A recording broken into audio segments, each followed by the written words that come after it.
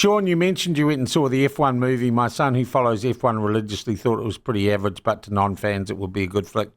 What is your review, says Richard? Okay, well, I went to it with a lady friend of mine, and I thought it was a bit of a line call. I was very impressed with her saying she'd come and see the F1 movie, but I figured out why that movie is going to do very, very well.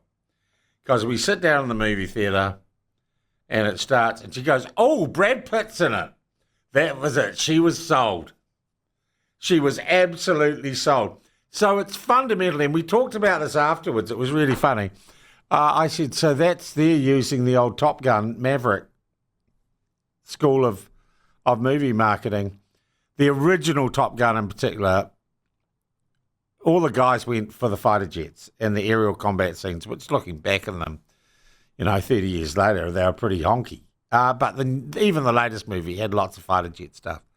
And the chicks went, the women went, the females went to the original Top Gun and the second, well, I don't know if they went for Tom Cruise for the second one. They certainly went for Val Kilmer in the volleyball scene in the first one. And it was the perfectly marketed movie, macho stuff for guys, planes, bang, bang, boom, aircraft carriers, and for the women, hot guys. And maybe for some guys, hot guys. There was a little bit of homoeroticism going on, particularly in the original Top Gun movie. So it worked on all those levels, and they've basically done the same thing with Brad Pitt and the F1 movie. It's all Brad Pitt with his shirt off, let's be honest, making guys like me feel inadequate. The car stuff, it was well shot, it was exciting, the movie had pace.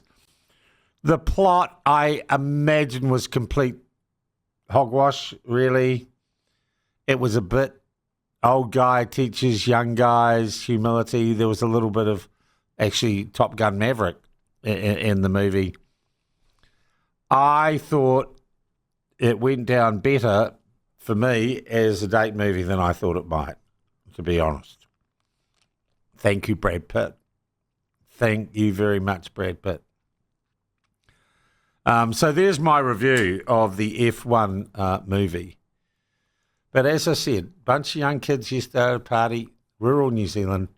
Who's your favourite F1 driver? Not who's your favourite All Black. And I'd just driven past in Marston, Sir Brian Lahore Stadium. Gosh, you'd turn on his grave.